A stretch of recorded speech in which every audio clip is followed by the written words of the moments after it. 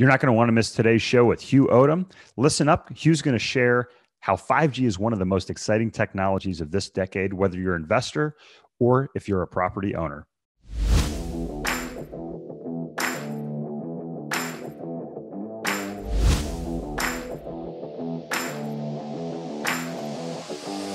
Welcome to the Next Level Income Show, where it's our goal to raise your income, your investments, and your life to the next level. I'm your host, Chris Larson. You can get a free copy of our book at nextlevelincome.com. If you click on the book link and put in your address, I'll even send you a copy. On today's show, we have Hugh Odom, founder and president of Vertical Consultants. Hugh is a former AT&T attorney and now consults for the likes of Walmart, McDonald's, Disney, the U.S. Postal Service, and even cities like Atlanta and Charlotte, where we own multifamily properties. Today, Hugh's going to be talking about the rollout of the 5G network and how it's one of the most exciting opportunities of this decade.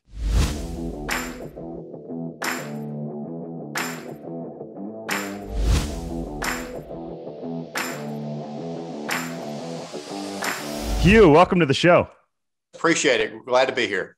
Yeah, I'm really excited to have you on the show today. We were chatting before, and we were talking about how I can look up the mountain I live on. I see these 5G towers sitting up there, which is awesome for cell reception, and it's just something I've had a real interest in. Is I've kind of seen the full cycle of telecom here change over my few decades on the planet. But for our audience that may not know about you, they may not know about this technology. If you don't mind, give the audience a little bit more information about your background, your history, and how you ended up getting here.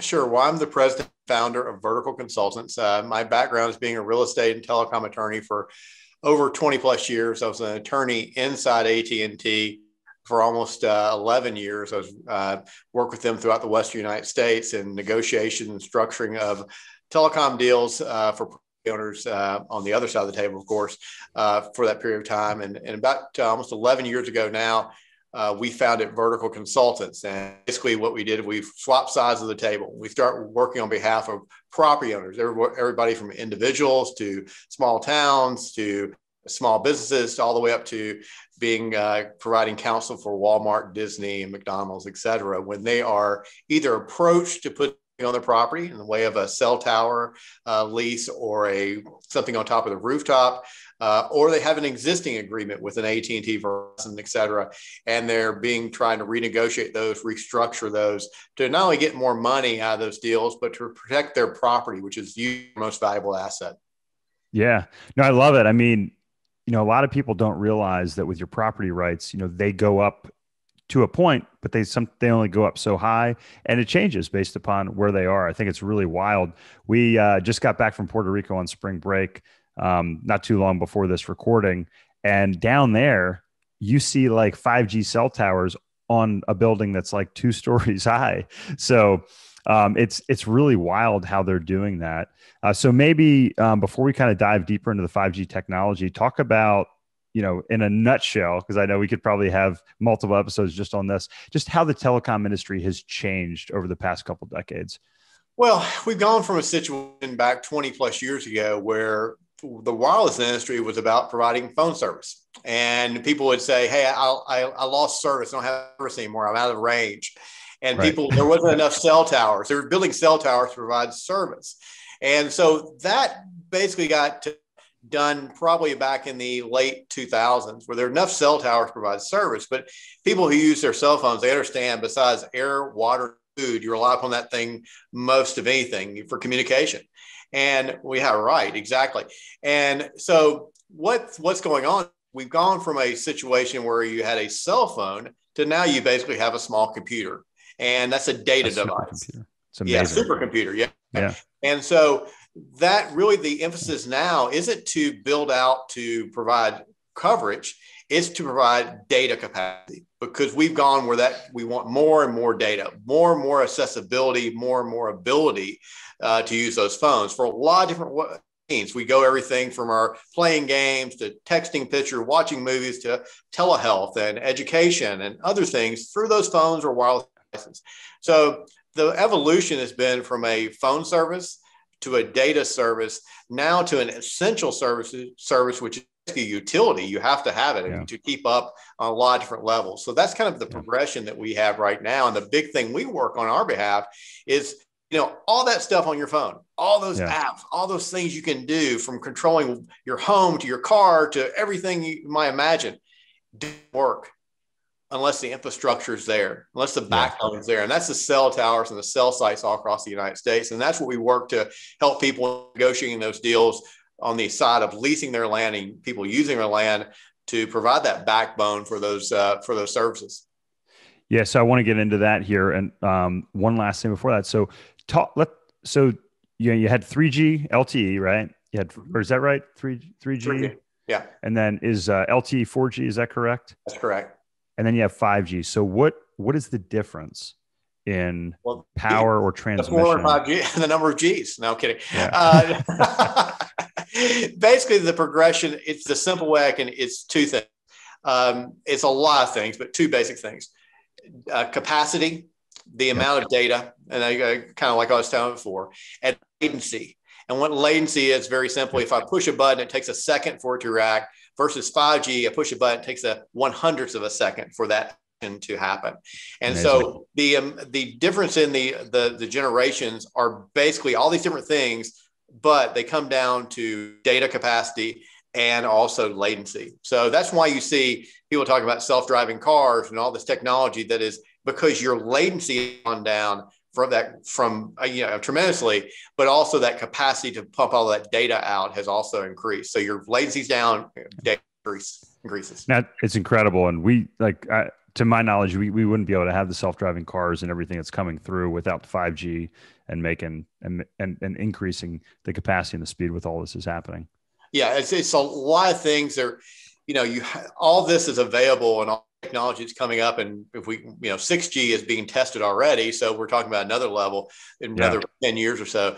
But it provides you all things that you're available to do, the connection points and the ability. That's what we're going into, a digital economy, a digital world, and we're so fixated on hardscape things, roads and bridges and all those things, which are important. But we're going to be in a digital world, and that there's no turning back from it. We're too far down that road. Yeah. So again, I'd love to just go on and on and on in kind of the history and the technology, because I'm kind of a nerd there, being an engineer. But Hugh, let's talk more about the real estate and what you do, what your company does, and what the opportunities out there. So you mentioned working with companies like Walmart, McDonald's, Disney. I mean, you've, from what I recall from your website, even like the United States Postal Service, Charlotte, Atlanta. New York Housing Authority, everything. Yeah. So yeah. Yeah. So I mean, these are household names. So okay, so I'm a property owner. I'm a city. I'm a municipality. I call you. So help the audience understand what your company does for real estate owners and companies. Well, we're usually contacted by two types of entities. And I mean, what I mean by that, or two types of situations, I should say. All of entities, from individuals all the way up to the large companies.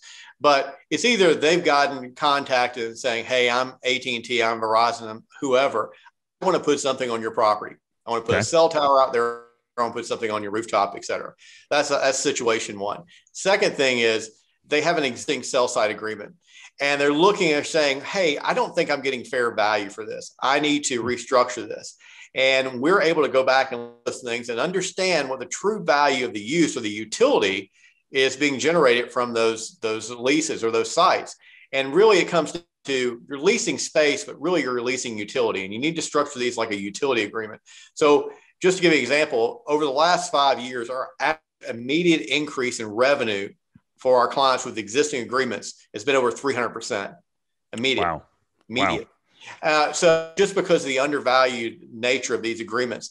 And so it's understanding that not only the front end when somebody's come out to you for a new agreement, how to structure that correctly and get full value today and going forward, but also if you have an existing agreement, if you have those people from individuals to towns, cities, all the way to large corporations. Because the thing about the industry is there are a lot of smart people out there on the property owner side. The problem is they're playing the wrong game, and they're expecting to win, and they're never going to win because they just don't have the information, the background.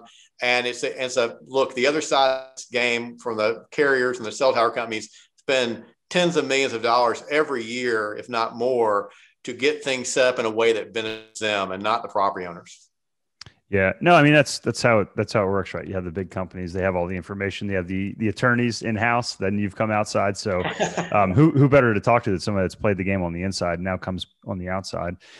So I guess one of the big questions that is in my head here, and you say that is, do we need more space? Do we need more real estate? Do we need more locations for 5G? What's driving some of these opportunities and some of these actions?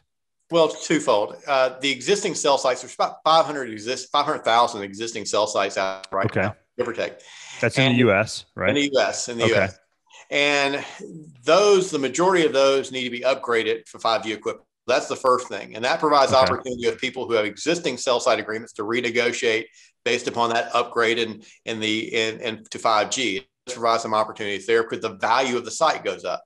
The second thing is for 5G, you need one of the elements of 5G build out is densification. That means you have to have more cell sites. You have to densify the network. The only way you do that is build more cell sites. It's projected somewhere over the next 3 to 5 years, somewhere between 700,000 to 1 million new cell sites need to be built Wow. to densify. Wait, so you're talking In about addition, tripling, doubling yes, to double to tripling? triple, correct. Wow. You have to. That's the only way the network works because you have to densify. You have to put a lot of cell sites out there a lot closer together because the range for 5G is a lot narrower with regards to the transmission of that signal. You have to basically almost be on top of each other. Wow. So you're going to see a lot of build out. You're going to see initially a lot of build out in urban areas because Mm-hmm. the quickest method to get a return on investment for the wireless carriers. And then you're going to kind of see out to the suburbs and the rural areas. But you're going to see opportunity for property owners, first of all, from the municipal level, because that's the easiest way to do it, build in existing right of ways or existing areas. And then you're going to see it trickle down to the private sector with regards to businesses, and then also down to the public, to individuals who own land as well. All right. So we have a lot of investors that listen to the show. They own real estate, Hugh. Some are direct owners, a lot of business owners as well. Right. So if you're listening, what are some types of properties out there, whether it's private? So let's skip the municipalities. Sure. So private individuals, what are some optimal sites that that you would look out for, that you may say, hey, I have a site that maybe I should discuss this with you and see if it's viable. Well, if you have an existing, I would tell nobody to go out and buy a property. You're going to get a cell site on it. Just the odds are too long to do that. You're not going to Okay. do. You're going. If you have an existing site, you can always determine. There's two ways to go about getting something on your property, and it is a stretch. There's not even with the build out of another, let's say, 1 million sites. There's a lot of Right. properties out there. Gotcha. First is if a site is needed for the build out, the carrier will come to you and say, "Hey, we have a need." The second is get in contact, and we provide a referral service to put property owners in contact with build out companies for towers and rooftop sites. So get your property on that list. If there's a need in that area, they're building out in the next 12 to 36 months. They have a connect point with the property owner who's open to it, and that kind of narrows the odds a little bit. So I wouldn't tell anybody to buy property for that, but it's a great way to generate ancillary or additional revenue, and and based upon a small amount of space and an area usually not being used for other purposes. Yeah. So what can you give us an example of that? With regards to a site that you can put some rooftop sites, or if you're a commercial property owner, you own, let's say, apartment buildings, office buildings, shopping centers. Usually, what first of all, rooftop space. If you have something over 3 stories tall, usually you're going to be available to possibly put something on your rooftop. So usually, you're talking about square footage wise, somewhere between 80 to maybe 150 square feet total, sometimes less. If it's a commercial property cell tower or 5G tower, looking probably 500 square feet to 1,000 square feet of raw land. Usually it can go in the back of the property, and they just run utilities down the boundary lines to the street. Interesting. You got my wheels turning here. So yeah, we got a lot of commercial office buildings in the portfolio here across the United States. So makes me think about some stuff like that. So one of the things, as I did a little research here before, you mentioned that COVID, the pandemic last year, has really had a big impact on 5G. And how that's going to change, and we're going to have this new normal. Share your thoughts on that and why that's the case. Well, we already had dependency based upon services for internet services, for just wireless services. I mean, there's just like I said, every day you're using your phone and you're using for different needs. When COVID hit, the dependency ramped up because now you're working out of your house. You have to, employment opportunities. Yeah, right. You're working out of your house, employment opportunities, those situations depend upon wireless services. So 5G provides that. Telehealth, let's say 18 months ago, telehealth was telehealth compared to now. Right. Now that's the big thing that people are going online to provide services for health services. Third is education. I mean, that's the big thing out there. Is that, kids are, a huge amount of children are now being in-house and at their home online. So 5G, the spotlight just got emphasized because, again, going back to the thing we talked about earlier, is the data. You need capacity, and 5G provides that capacity. Right now, you just have an overload on the networks that are out there right now. There's so many areas across the country. So if I'm here in Nashville, Tennessee. If you're in downtown Nashville in the immediate area, you're not going to have an issue. If you start going outside 5 miles, 10 miles, 15 miles outside, then you are at a different level of living your day-to-day life for health, employment, and education, just because you don't have the services available to you compared to somebody just 10, 15 miles up the road. And so you have this, what we call a digital divide. So COVID has really emphasized that and put a spotlight on that there is a have and have not society with regards to wireless services and services. Yeah, is there anything in the new infrastructure bill that the Biden administration put out, to your knowledge, that addresses that? There is. They put about $200 billion proposed to build out infrastructure for broadband. Now, broadband and 5G services, we think it should be geared more toward the 5G side. If we believe it's not the right approach. Yeah, well, truly, because it's just your broadband provides you a level of services, but it's like putting a Band-Aid and saying, well, this provides you the right amount of services today, but hold on, we're going to rely on 3 years from now? It doesn't make any sense. You're putting something in there that's going to be outdated by the time it gets in the ground. So that's number one. And so there's some other things. We believe the biggest solution for this is, and especially for small to mid-sized communities, is to build their wireless networks, to build their own cell tower networks, to build those. It provides them control of that equipment up there, what's up there, the nature of the equipment, also for the ability to lease back space to the carriers on that infrastructure, the cell towers, et cetera. So it provides a win-win. It enables them to build the security of those networks as well. So we believe that's a better solution long-term. And hopefully President will give me a call and I'll help him out with that. Yeah. I hope so too. But so just, to help me understand and probably the audience as well. So I have internet running to my house. How does 5G speed compare to that? Comparatively, if you had a 1 gig internet service at your house, which most people basically have, and if they're in an urban area, you're looking at when 5G is fully built out, you're probably 10 to 25 times faster, depending on where you are and the nature faster? of faster. That's incredible. Yeah, because you could think about it this way. You could not think of trying to run a self-driving. Let's say you had a go-kart that was self-driving, and you're in your backyard. Run that off your system right now. You couldn't do it, right? Yeah. 5G, you could. So that's just, and it's not only, like I said, it's not only the speed, it's the latency. It's not only the data, it's the latency. That's the big thing. It's just how long it takes from push that button to action, and so that's how much faster that you get to, and that's just projections of when 5G gets to normal capacity. At the end of 5G, just like 4G now, you have a little bit, we think it's going to be double that capacity by the end that you get through the 5G cycle and to 6G. So that's incredible. So this is, to me, when I hear this, I think it's a really big opportunity, right, for undeveloped countries, or developing countries, I should say. I remember reading the stories about Africa and how they kind of just skipped over the landline phase and went straight to cell phones. They didn't even get built out, these landlines, before they got to cell phones. And, we have broadband. I was at Virginia Tech when we were the first campus in the country to have Ethernet. So we were like the most wired small town in the Yeah. country, if not the world at the time. So it seems like there's a real opportunity, like you said, for small cities that can use this, and they can attract entrepreneurs. And it is amazing. I've been in hotels and I just click off the Wi-Fi and it's faster running the 5G off the building that I'm looking at next door, which is Yeah. pretty amazing. So I mean, I think some people that are listening could kind of infer opportunities in the future. But Hugh, talk about the opportunities over the next decade for people that are looking at this space. Well, I think the big thing is if you're talking about the wireless space, you're talking about, I believe we're infrastructure guys and we love Yeah. infrastructure.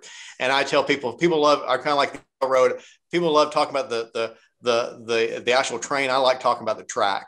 So if you're looking at this from a general investment space, if you control cell sites on your side of the equation, you're controlling infrastructure, and you're going to have a recurring revenue and things of that nature. From an investment side, just general investment side, we would tell people invest as much money as you can in tele infrastructure. It is the backbone of our economy. It's the backbone of our society. I hate to say going forward because we are relying upon it more and more.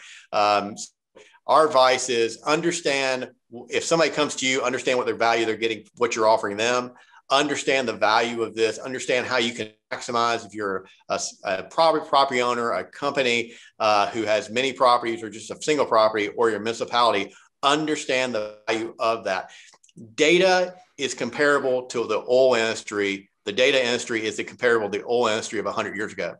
That Wow. is, people consume oil and gas products, consumed and consume because we couldn't get enough of it. You drive Yeah. forever, you do it. We are consuming data at such a rate, exponentially growing every year, year after year after year. If you can somehow get tied into the data industry, and more particularly the infrastructure that provides that data, it's a great investment.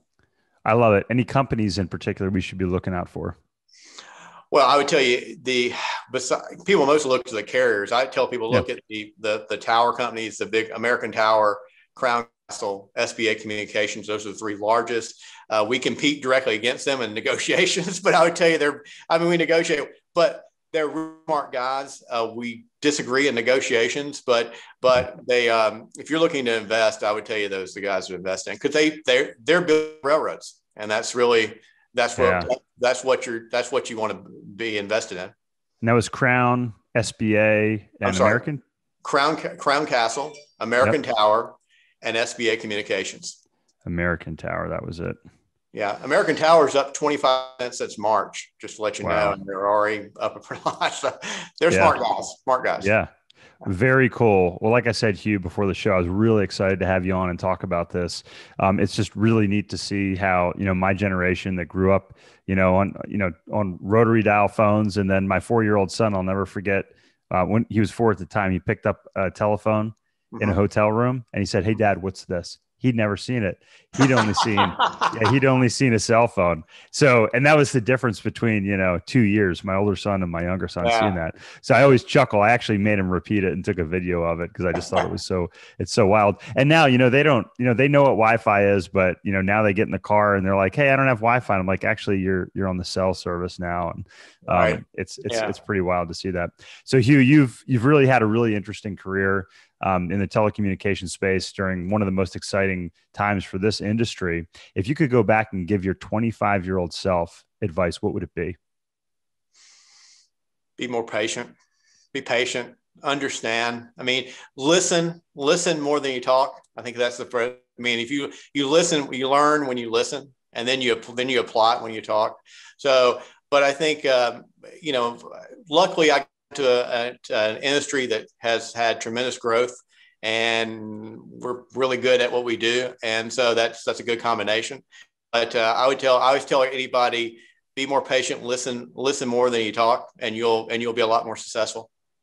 I love it. That's what they say in sales. You got 2 ears in one mouth for a reason. You need to That's listen right. twice as much. And yeah, this podcast has definitely taught me to shut my mouth and listen to the experts. But I'll also say Simon Sinek has a great great piece out there on YouTube.